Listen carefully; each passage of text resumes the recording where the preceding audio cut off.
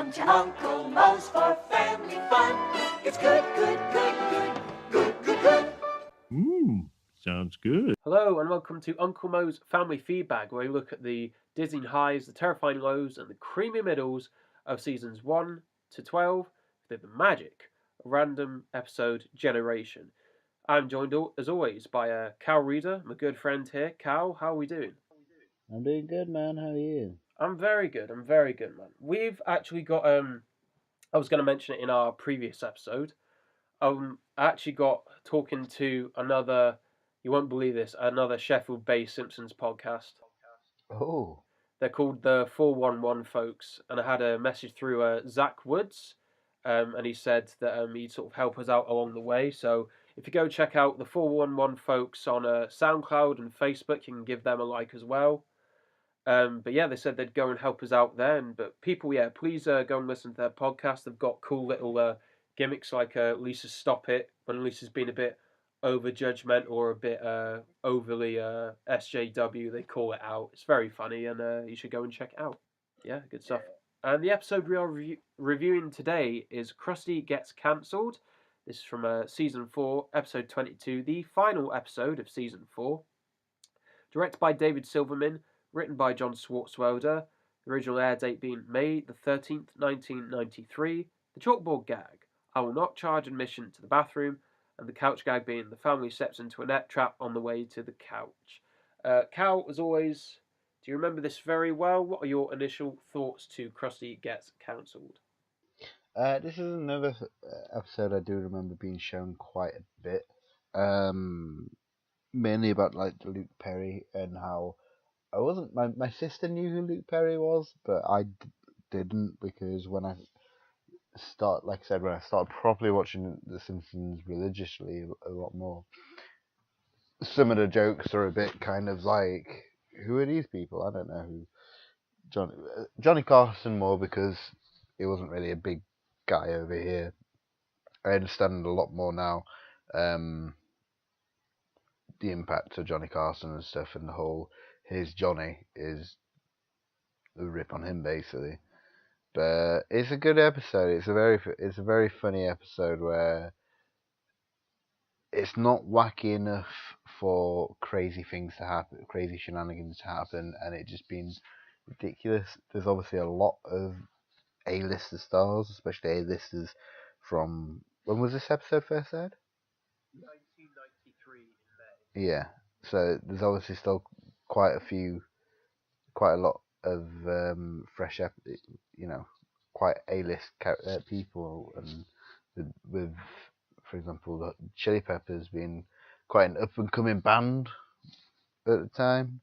I'm holding my fanboyism. We will get to Chili Peppers, don't you worry, people. I'll run it down the biggest cast list to date, minus the Homer at the Bat episode. We have Johnny Carson, Hugh Hefner, Bette Midler, Luke Perry, Red Hot Chili Peppers. Also, Elizabeth Taylor and Barry White. I completely forgot Barry White was in this episode. He's right at the start. It's a very good episode. It's good. It's a good episode. I think I love Elizabeth Taylor's just like, I'm gonna sack my agent. But it's just, it kind of plays on the law that Krusty's been around for a while as well, because there's a joke with Johnny Carson where it's just like, you've been on TV longer than me. Yeah, that was odd. That he's old school entertainment. One of the things as well, I'll get to it actually when we get to the part in the episode. We open up with Springfield Squares, where the aforementioned Barry White is on. This is his second time appearing, other than the Whacking Day episode. But again, he only gets like a few lines, but he nails them. It's just the character of Barry White is a very cool man. Come out to my square. It's safe and sexy. Oh, baby. I'm not going to lie, I would want to spend time with Barry White. I'd feel safe in his square. Yeah, I'd feel pregnant. But yes, Springfield Squares gets destroyed by the wave, which leads up to a new advert for Gabbo, Gabbo, Gabbo. And this has the whole town talking about Gabbo this and Gabbo that. Why aren't they talking about Jesus this and Jericho that? Can you remember any big sort of Well, I suppose this is a viral marketing campaign, and you see him more and more, and a lot of them are forced down our throats more and more. What do you think of this, Cal? I don't know. It's not. It is something a bit more. I don't know if it is parodying something what was going on around that time or anything like that. When I think of these marketing campaigns, it shows it. All right, in Britain, in case we have any international listeners, because we're going places, people. Oak Furniture Land. I don't know if you get them up north, Cal, but knock on wood. Oh yeah. Yeah, always got to knock on some wood, and I just keep whistling that song now because that damn advert. Also, that horrible Virgin Atlantic Ain't No Body cover ruined Shaka Khan. I guess it is. It's all good marketing and stuff like that. Like everywhere around the world's got their own weird little like the Go Compare Man and the Meerkat people. Where if we do have any international listeners, have no idea what I'm on about. But good marketing can kind of embed in your brain like a snug kind of thing. Is when I was in uni and college and studying it and stuff. Marketing was always one of my most interesting things of just trying to get something that was so catchy it just gets embedded. Like for example, if I say 0800 00, 1066. exactly. Damn it. This sweeps the whole town of Springfield, questioning if Gabbo or Garbo is coming, according to Mr. Burns. And it turns out he's just a doll, and you can find him every afternoon at 4. He is right up against Krusty, and he just needs a hook with I'm a bad little boy. And Bart obviously coming out with his old pastiche by Caramba, very reflective. But how is this going to fare up with Krusty? But he's buried all the previous talents before him. Can you remember any sort of big TV rivals or big sort of TV series rivals throughout the years? I don't really know. Other than in England, it's more other than like The Simpsons and Family Guy and stuff like that. Like more English-based ones, it's not as petty. Like they'll have things where they'll say like a Harry Hill joke will say, oh, it's more that should be on Channel 5 kind of thing, because Channel 5's kind of a bit of a more trash TV kind of show. My son's got 5 arses. Yeah, like just like that type of crap and stuff like that. Like, I don't think there's any massively big rivalries. Looking at the trivia on IMDb, Marge doesn't have a speaking word in this entire episode. I have that exact same trivia in my notes as well. Still credited. I find that fascinating. I could not believe it, but again, like you with the Skinner and Bart interaction in Bart and the Mother, yeah, you're right. I cannot remember this at all, and they're absolutely right. No Marge dialogue. Surprising. It's because Julie Kavanagh sat out of the episode completely in protest over the overuse of celebrity guest stars. This is the first time in the history of the series that one of the family members, excluding Maggie, does not have a single line. Oh, wow. As Gabbo sweeps his way over the nation and over Springfield, he's getting more caught up in pop culture. And this went over my head for many years, but what Mayor Quimby says here, I didn't realise he paid someone to kill his enemy, but he gets away with it with the catchphrase. That went way over my head. Same with me. I just remember watching that, and it's just he gets re-elected by a landslide as well. Yeah, wait a minute, hang on. I admit I used the city treasury to fund the murder of my enemies. But as Gabbo would say, I'm a bad little boy. Krusty gets more and more desperate. And in fact, one of the deleted scenes there, he plans to sell a sex book. I believe this is reminiscent of Madonna released a sex book in the early 90s just to keep her career afloat. In fact, there's quite a lot of good deleted scenes from this one. Name a few. All gone from my head now. See what I mean? Is the pressure on the spot there. Here's what I'll whilst you try and think of it, I will give another fun fact. One of the goals of the episode was to have an ex-president of the United States. They wrote very respectful but cute parts for each of the then living ex-presidents, Richard Nixon, Gerald Ford, Jimmy Carter, and Ronald Reagan at the time, but they all turned them down. Only the latter responded, singing a politely worded reply, being Ronald Reagan, who used to be an actor and was probably fucking batshit insane at that point. You know, he had early onset of Alzheimer's when he got inducted. He did, and they say this president's terrible. Who would have guessed? Don't hire Hollywood. Krusty is in the pits. His show gets cancelled now. Or even before the show gets cancelled, All his talent's getting swept away. Itchy and Scratchy, Sideshow Mel, and it gets replaced with Worker and Parasite. Cal, what is this?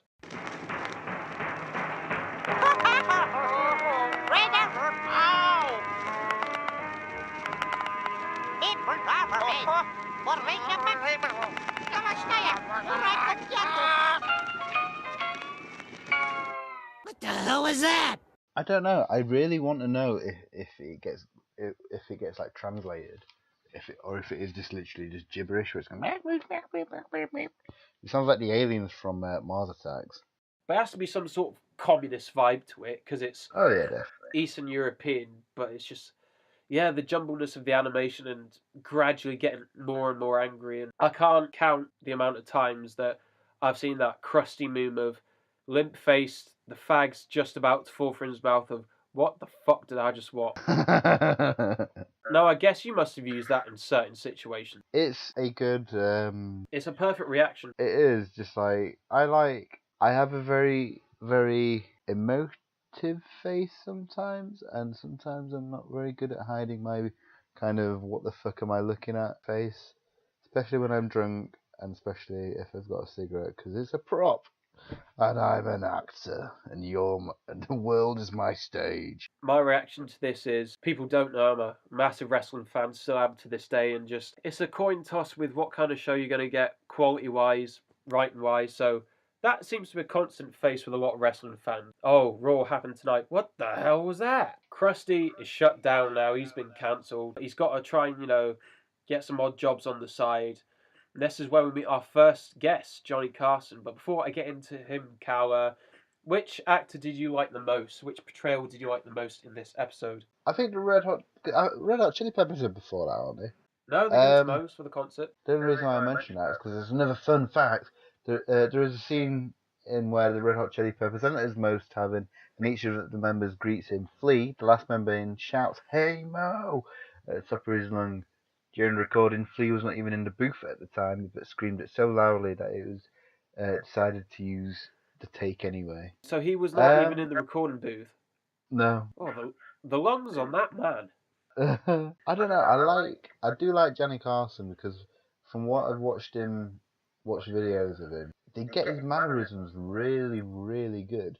Of just hand in the pocket, kind of like slowly talking, and quite a charming guy. Yeah, the golf swing and that. Yeah, exactly. It's really, really, I don't know, it's just really fascinating to me a little bit. But I didn't really follow him much. The whole Hugh Hefner with, they're all parodies of each other. Like, Hugh Hefner actually being really smart and stuff. One of the things that I always remember in this episode, is the bubble pipe. And I always wanted one, but I had no idea where to get one from. Oh, they looked really cool when I was a kid. Yeah. Get the lack of tobacco, but the effect of looking cute. It's a win-win. Exactly. I'll just give you Johnny Carson in a nutshell from what I could gather from similar Simpsons podcasts and the commentary as well, the history of Johnny Carson. As much as he was a great entertainer, he wasn't at the forefront of women's rights, I'll just say that. He only put over two female comedians in his life. One was Joan Rivers, the other was Ellen DeGeneres. He was very, very selective about who he wanted on his show, especially for women. To be fair, I've not heard great things about Ellen DeGeneres. I've heard she's quite a nightmare to work with and quite a nasty human being, but she has the persona of being a really nice, likeable person. I've heard it's a great kept secret that Ellen's a nightmare to work with. She's a complete cunt. That's my C word of the week. Woo, woo, woo, woo. What an episode. And also another minor fact about Johnny Carson, obviously massive philanderer, he was a bit of a top shagger. He's been divorced, 3 or 4 times or so? And there was a small portion of Simpsons writers that actually wrote for Carson on his late show. And he would constantly scrutinise the jokes and get him to rewrite it for more dated, older references for his audience. That's why whenever they relished the chance to get into Carson or to mention Carson on The Simpsons, it was always negatively, like he was lame or he was older that. And in fact, Johnny Carson stopped doing his show because The Simpsons were being more piss-takey, and that would lead to other piss takes of him in other pop culture. And initially, he was supposed to be a cheapskate. That was his trait for this episode. So he would say, oh, can you lend me a 5 or spot me a 5 here and there? But no, Much like they did with one of the baseball players in Home of the Bat, they made him just superhuman perfect. But I think this superhuman act works pretty well, and it does work with the generally Johnny Carson's character as well, so it does work very well. Who's your favourite cameo in this? I'll get to them later, Val. I'm edging, as the kids say. You'll just wait and see. But Krusty's down to his last few dollars. He's tried acting jobs. He's tried this and that. This is one of my favourite parts of the episode. It's very much less is more. Krusty bets his last $10 on a horse. And it's just the visuals and the animation. David Silverman's done a grand job here. Krusty just being completely frantic. Don't look at me! Run! No, don't come over here. Fantastic animation, and you just got every little expression from Krusty's face. But he's broke now. Gabbo is the cream of the crop. He's the king of the town. So Lisa and Bart try and track down Krusty. They've not seen him in days, and he's seen with a sign, "We'll drop pants for food. Desperate times have come to Krusty now." But this guy's giving it away for free. And it's the old Jewish man with a belter of a song. Old gray mare, she ain't what she used to be, ain't what she used to be, ain't what she... They get him in and they find that he used to be friends with all these old celebrities, Bette Midler, Johnny Carson, Hugh Hefner, and they decide he needs a comeback. He needs to get back into shape and get back on top. But he turns on the TV, and oh look, old grey mare has got his own TV show. If this is not more relevant in 2018 with all these Instagram stars getting suddenly famous, I don't know what will. I got a lot of parallels with Catch Me Outside Girl, and have you seen the meme of that black guy with a really wide neck? Yeah, the mugshot. Yeah, he's got 250k followers on Instagram now. What a sad life we live now. Well, it's like that prisoner, the hottest prisoner ever, who got a modelling contract from it. Who needs talent now?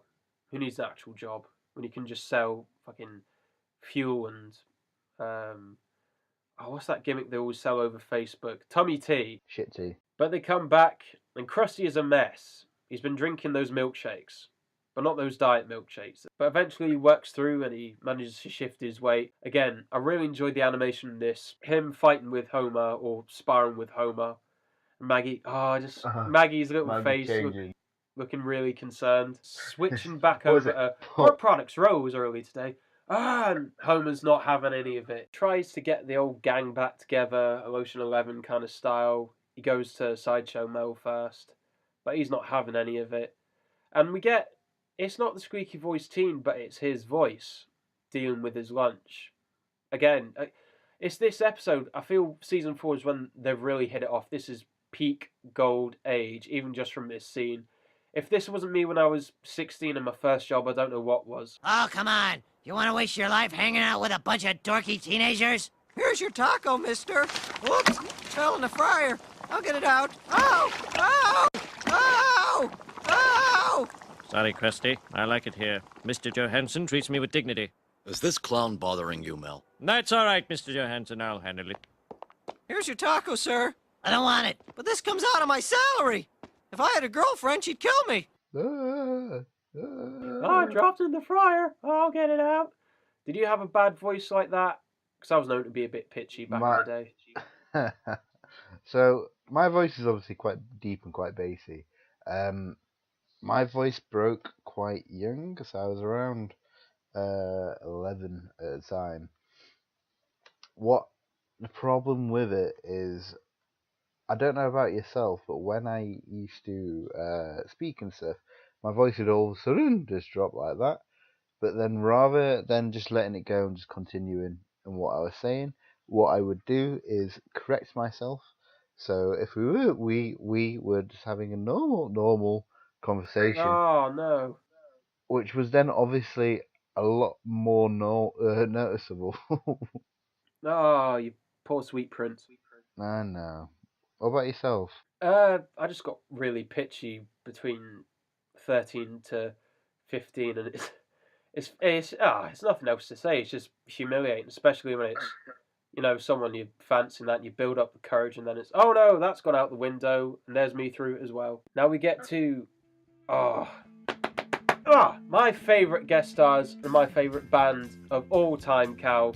Please give me the platform here just to write a love letter to the Red Hot Chili Peppers. I mean, what more else is there else to say? They managed to combine pop and funk and rap perfectly. They've got a 30, nearly 40 plus year career. I've seen them God knows how many times. I can't send enough love to them, despite creative changes and chopping and changing a couple of key band members. I think they gave a really great performance here. What about you, Cal? Enough about me. I like it. I've always liked them. I've liked them since I was younger.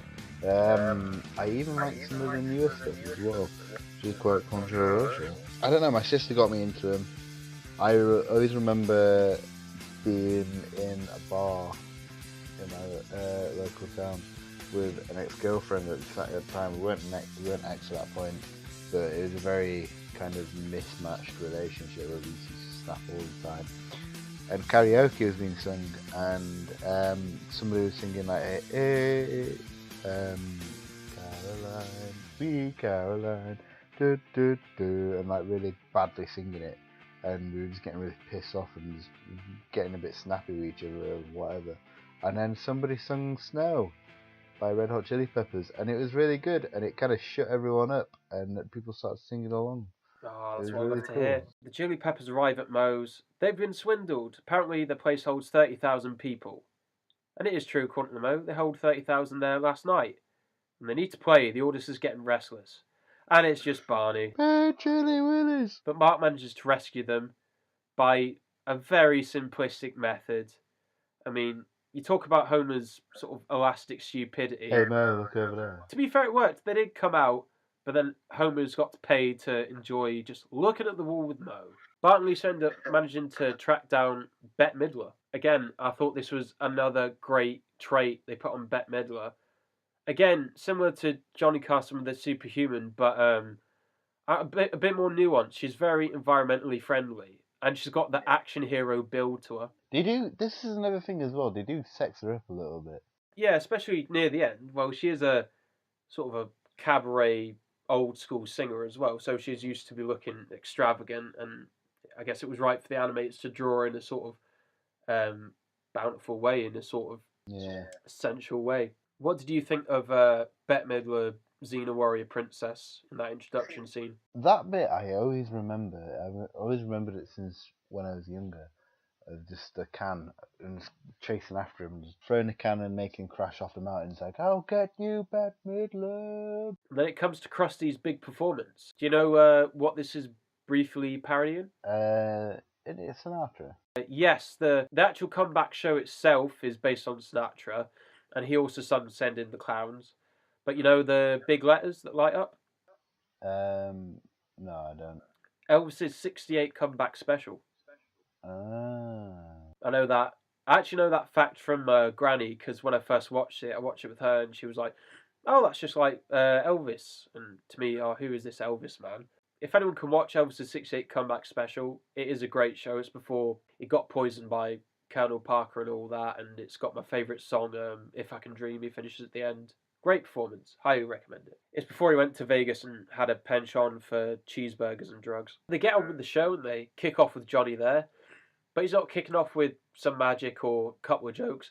He's lifting a 76 or 56 Buick Skylark over his head. Absolutely manic. This isn't sort of extreme it is extreme wacky comedy, but I believe this is the only, one or two examples. Obviously, Bette Midler going all action here, and then Johnny Carson doing this, but there's no other sort of extreme moments in the show. It's not laboured, it's just funny. Thing is about Bette Midler and why she's introduced as the whole crazy freaking Xena Warrior Princess is because, fun fact, Bette Midler's condition for guest starring was the show promoted her anti-littering campaign, which is why she looks like such a babe when it shows you that bit.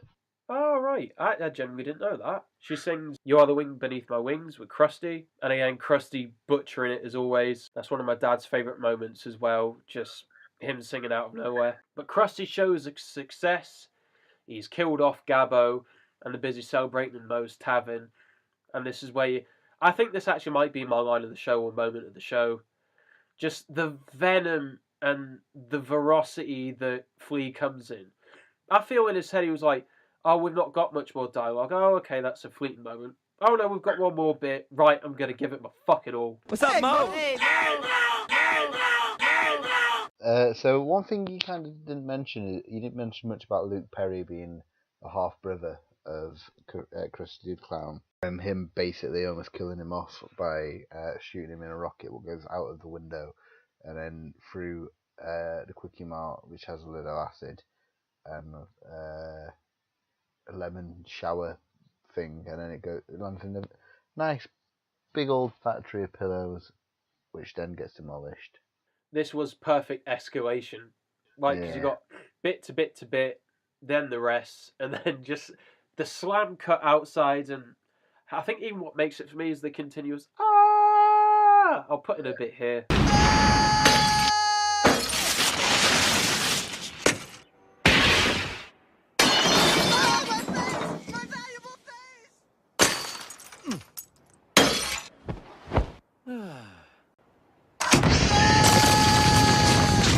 But my final fun fact, and that's why I kind of diverted onto that. Final one. My final one at the moment. No, my final one for this episode is in Latin America. In the Latin American dub, Luke Perry was renamed Robert Redford, as producers in Latin America did not think the public would know who Luke Perry was. This added to the confusion when a Peephole magazine is shown displaying Perry's name. Well, that's really odd. The fact they got a older man who was in a couple of westerns flying through the sky, bird on his face. Also, the fact that he looks nothing alike. Obviously, it's a cartoon, but like Robert Redford kind of.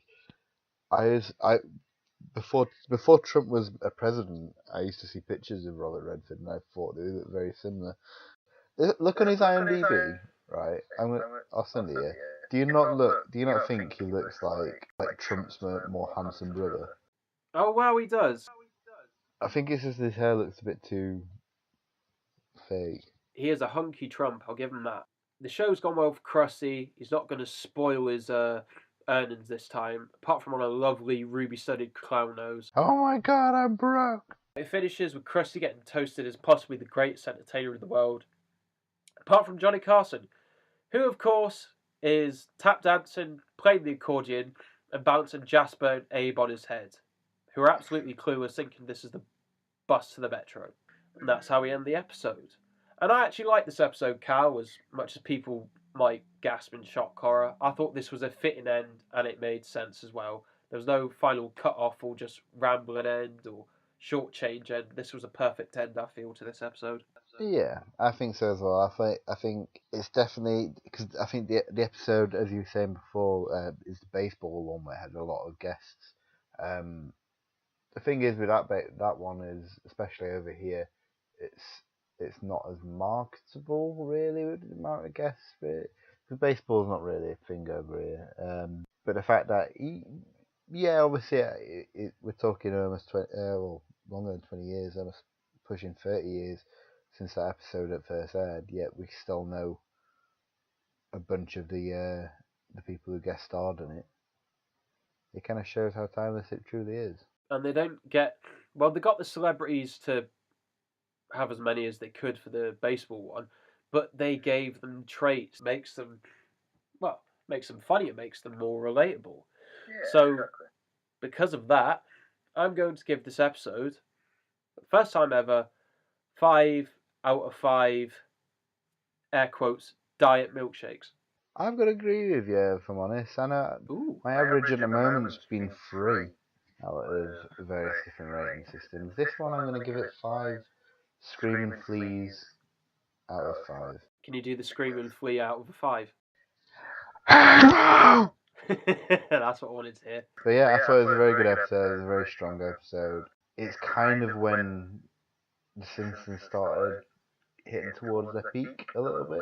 I don't know. I just thought it's not hitting the peak, but going towards the peak. If you can please like and comment and share on our Facebook page, Uncle Mo's Family Feedbag - a Simpsons podcast, we'd greatly appreciate that now. The numbers are steadily growing here.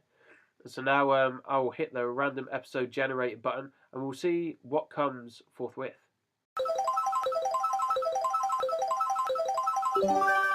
Oh, Cal, you'll be very happy with this one.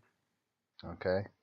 We're jumping all the way to season 6, episode 24, Lemon of Troy. Oh. Yes, the lemon face memes begin. Are you excited for this next one then, Cal?